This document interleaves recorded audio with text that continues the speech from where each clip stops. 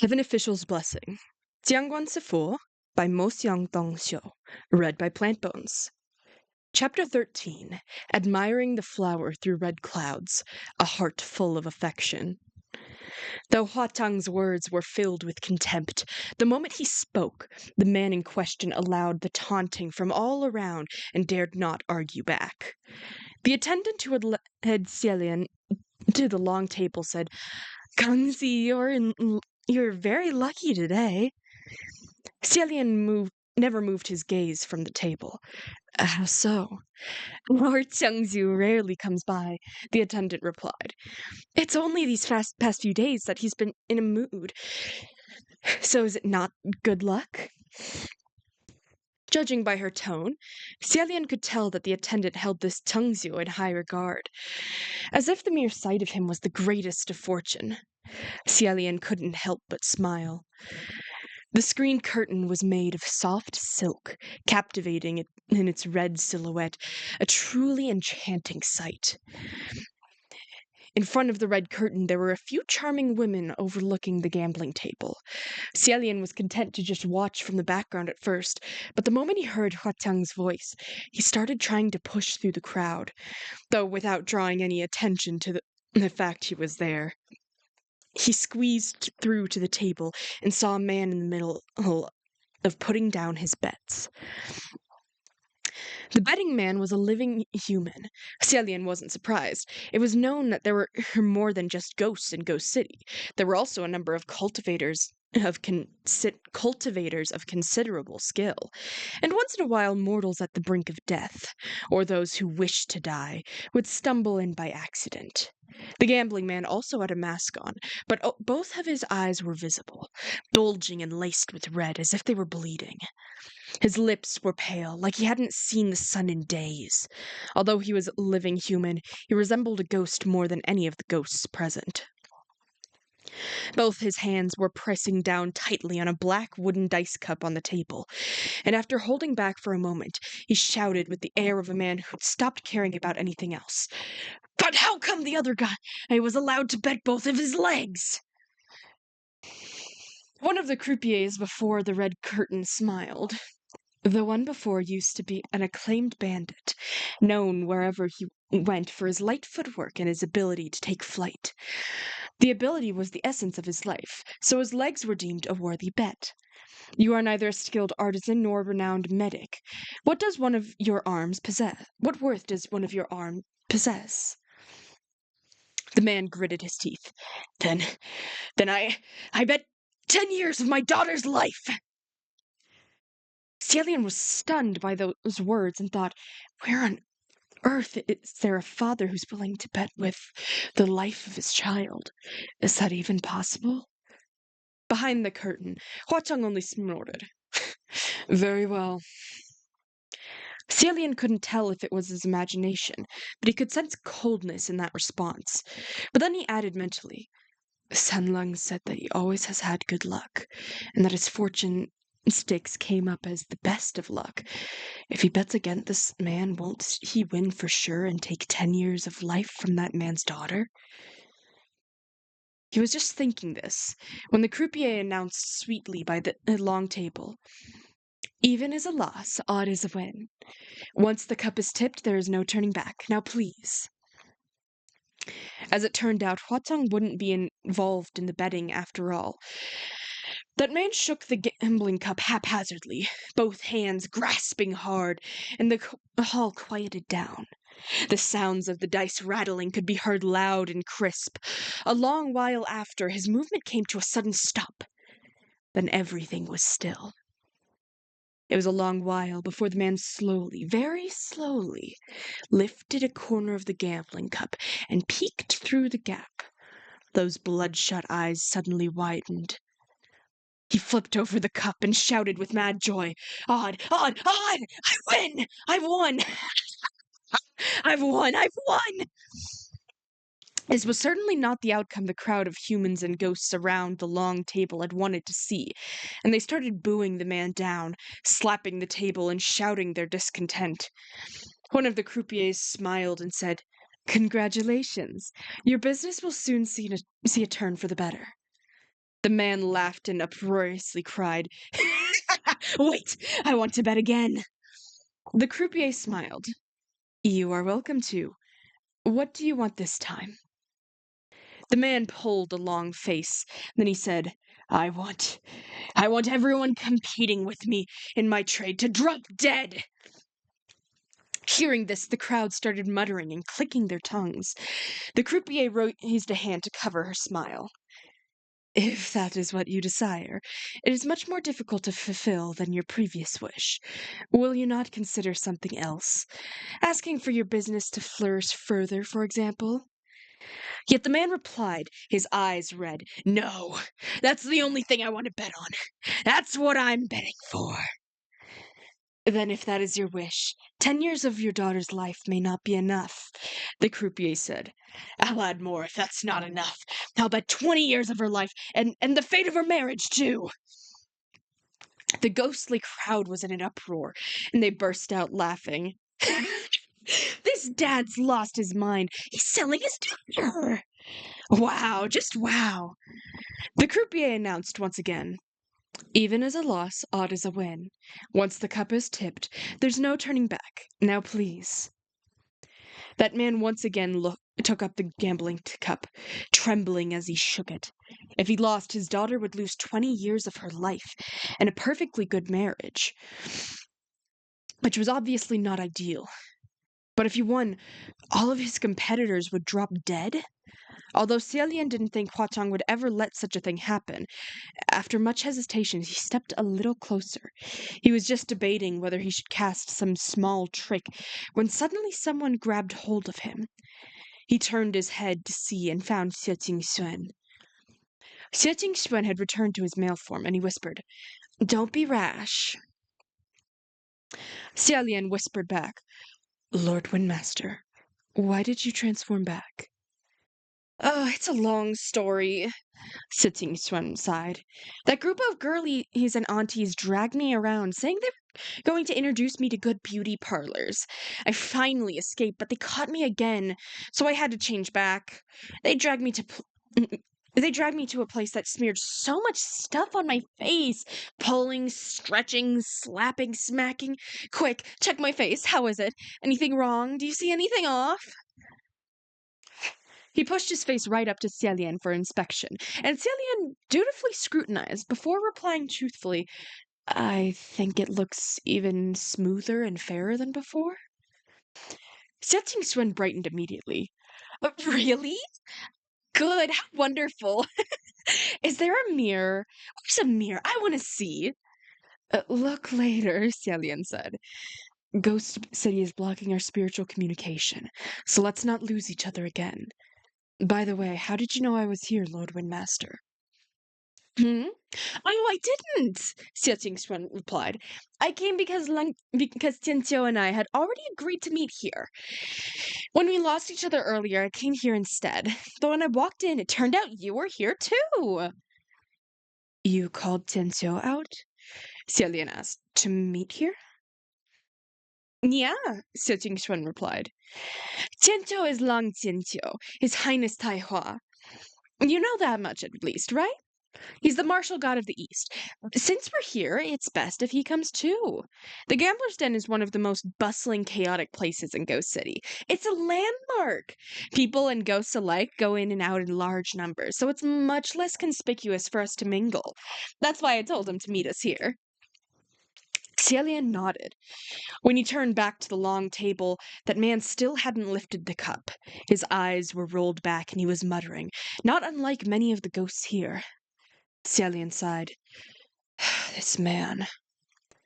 Xie Jingxuan, still feeling his face, said, I don't know what you want to say, and I agree, but Ghost City is Huatang's territory. And the rules here are that and the rules here at the den are followed willingly. You gamble at your own risk. The heavens can do nothing. Let's just observe for now. We can come up with something if this gets out of hand. Xielian hummed, thinking that there was no way Sunlung would allow this to get out of hand. It would truly be best to just observe. With that thought, he settled down. As for the gambling man, he seemed to finally gather enough courage and lifted the cup just a sliver. The outcome was about to be revealed. Just then another person burst in and slammed the cup back down with a strike that crushed it to pieces. The strike not only crushed the gambling cup, but also the hand that was on top of it.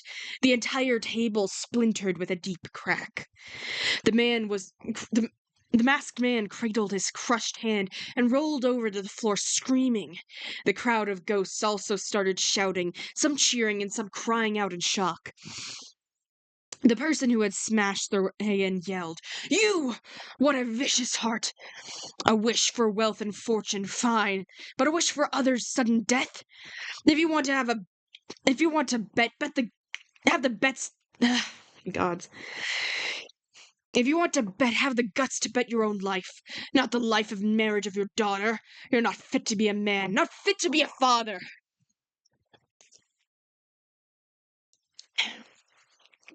The young man had straight, strong brows and stars for eyes, bursting with heroic aura. Although he was dressed in simple black attire, nothing extravagant, his air of nobility could not be concealed.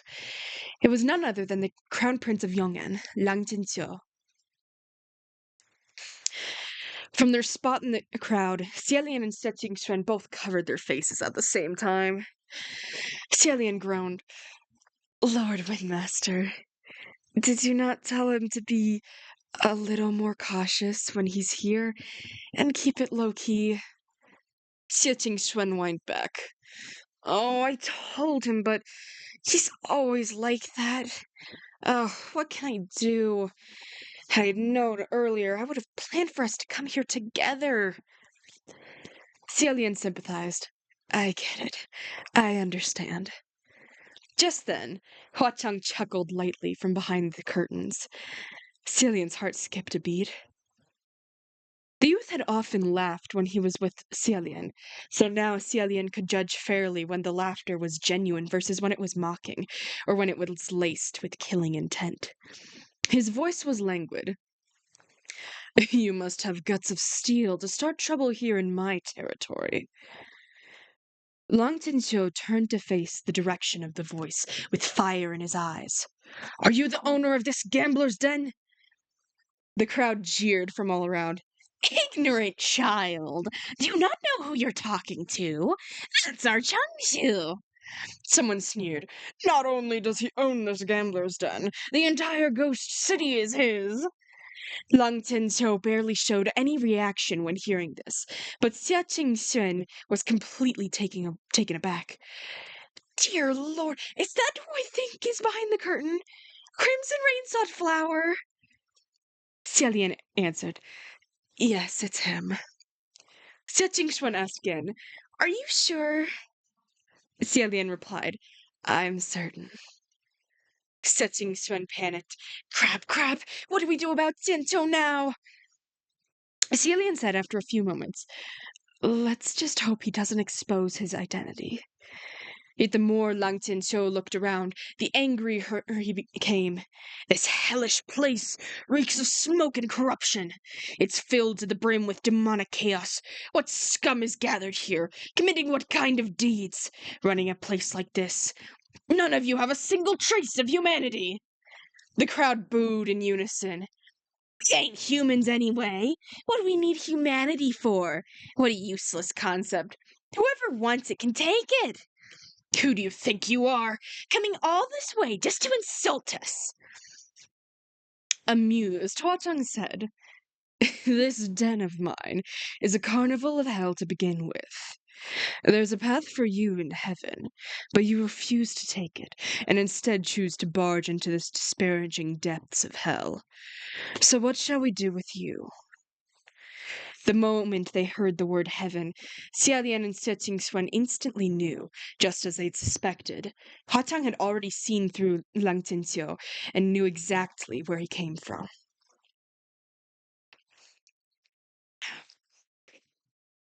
Yet Lang Zhenqiu completely missed the implication of his words and slammed his hand down on the table once more.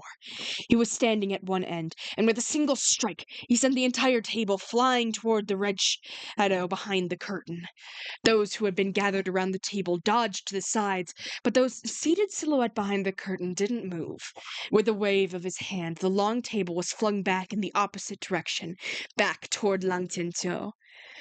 At the sight of the rebounding table, Lang Zhenqiu caught it with one hand, but he quickly realized he couldn't handle the overwhelming force bearing down against him and immediately switched it to both hands.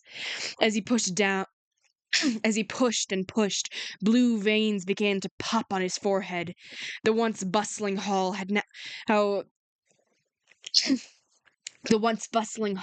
now had people and ghosts fleeing and hiding.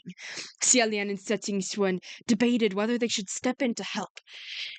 Since they hadn't been exposed yet, they could continue to help out in secret, but if they jumped out in the open, they'd risk having their covers blown completely. On the other end, Lang Zhenqiu gave a loud shout and finally shoved back the hefty table behind the red curtains. Hua Chang's silhouette was still lounging on the chair. He curled all 5 fingers into a fist, then released them lightly. Instantly, the table exploded into fragments of wood, the splinters shooting toward Lang Zhenqiu. The force of this gust flung forth countless splinters as sharp as knives. More fearful than any hidden weapon. If Lang Zhenqiu were to keep his powers hidden and remain in his mortal form, there's no way he'd be able to avoid the attack. Thus, moments later, his body started to emit a faint light. Xialian and Shixing Xuan understood right away and panicked. Oh no, he's going to reveal his true form. But its faint sheen of spiritual lights vanished as soon as it appeared. Lang Zhenqiu had probably remembered that he wasn't supposed to reveal his identity on this trip and caught himself at the last second. He quickly withdrew his power, having barely stopped the flying splinters. However, while Lang Zhenqiu had stepped back, Huazang, on the other hand, would not. The crimson figure sitting leisurely behind the red curtain made another hand seal. This time he pressed his fingers together and lightly flicked up. With this one motion, Hencho's body was suddenly lifted off the ground, sprawled out like a starfish. His body was suspended on the ceiling of the great hall of the gambler's den. Even after being caught, Lang Zhenqiu still didn't seem to be able to wrap his head around how he'd suddenly started floating, and he struggled to break free, his face full of confusion. Xialian felt his head throb. Now that his power has been sealed, even if he wants to return to his divine form, it's impossible, Sitting Xuan agreed. Since Ghost City is Huatang's territory, if he wants to seal his power, he can. Even though Lang Zhenqiu had been apprehended before the crowd, there was at least one upside. Namely, his identity was probably still safe for now. If he had continued to brawl and release his powers, it would be hard to explain why Taihua Zhenjun, the martial god of the East, had come to Ghost City to wreak havoc. After all, unless there was something extraordinary afoot, the heavenly and ghost realms hadn't crossed each other's paths in centuries. Seeing that the gambler's den's unexpected guest had been detained, the crowd had returned and gathered in the hall once more. They pointed at the suspended Lang Zhenqiu and laughed uproariously. Lang Zhenqiu had probably never experienced this kind of humiliation before, and his face flushed red as he wordlessly struggled against the invisible bindings. From time to time, a ghost from below would jump up and attempt to pat his head. Unfortunately, Huatang had him hung fairly high up, far out of reach, sparing him that embarrassment. Huatang chuckled from behind the red curtains. What an interesting catch today. I'll let you all play with it. Whoever's lucky and wins big can take it home to roast. At those words, endless cheers erupted within the hall. Let's bet on the roll! Let's bet on the roll! Highest roll can take him home to roast. Oh my, this little gugger looks pretty delicious. Who's the fool now? That'll teach you to cause trouble around here. The 4 masked bouncers carried in a new long table, and the crowd flocked to the area once again to start the next round of bets. The masked man, who was clutched in his hand and howling on the ground The masked man who was clutching his hand and howling on the ground was long forgotten. The prize this time around was none other than Lan Zhenqiu, suspended in midair. Seeing how riled the crowd was, Xie Qingxuan paced back and forth, anxiously flailing his arms. Oh, what do we do? Should we go out there and win him back? Or is it better to fight? Xie asked, Lord Windmaster, how's your luck? Xie Qingxuan replied, sometimes good, sometimes bad. There's no certainty with something like luck. Xie said, there can be. For example, look at me. I've never had any good luck. Xie Qingxuan gaped. Is it that bad? Celia nodded ruefully. Whenever I roll, the most I get is snake eyes. Xie Qingxuan knitted his brows, but an idea immediately came to him, and he slapped his thigh. How about this? Since the most you ever get is snake eyes, then you should bet on the lowest number. Then there can't be anyone who will roll lower than you. After a moment of consideration, Stallion agreed. You have a good point. Let me try. So he found a place near the table and threw out a suggestion. Why not switch the rules up a bit and see who can roll the smallest? Lowest roll wins. How about that? The crowd around the table was rowdy. Some agreed, some disagreed. Stallion decided to take 2 dice and give it a try first. Before he rolled, he chanted mentally, small, small, small. The dice were tossed, and the 2 leaned in to take a look. 2 sixes, said Xielian. Said Xie Qingxuan. Xielian rubbed his forehead in defeat. It seems that not even a change of rules can change my luck. Xie Qingxuan mirrored him in rubbing his forehead. Maybe it'd be better to just fight outright. Just then, a croupier approached the red curtain and leaned in, as if trying to hear what the figure behind was saying. She nodded, raised her head, and announced, Everyone, may I have your attention, please? Xiangxiu has an announcement to make. Hearing that Xiangxiu had something to say, the crowd immediately dropped everything and became exceedingly quiet. The croupier continued. Xiangxiu said to change up the rules. Chatter broke out in the crowd. Xiangxiu is the rule. The rules are whatever Xiangxiu says they are. What are we changing them to? The croupier responded. Xiangxiu said that he is in a good mood today and wants to play a couple of rounds with everyone. Anyone is free to bet against him. Whoever wins can take home the thing up above. Whether to steam it, boil it, fry it, pickle it, it will be completely up to the winner. Learning that they'd be betting against Xiangxiu, the ghosts began to have second thoughts. It seemed that Hua Cheng indeed never stepped in to gamble himself. There were a few brave souls tempted to give it a shot, but not a single one of them dared to be first. Above them, Lang Tinto continued his struggles with endless determination. He barked, What do you mean, thing? I'm not a thing. You dare use me as a bet? The proclamation that he wasn't a thing was heard by the many female ghosts in the crowd. Giggling, they stared at him openly with lecherous looks, while running the tips of their blood-red tongues across their lips, as if they wanted to swallow him whole. Salient thought, Oh, this child. It's better if you speak less. After a soundless sigh, Xielian stepped forward and said gently, In that case, please, let me have a try.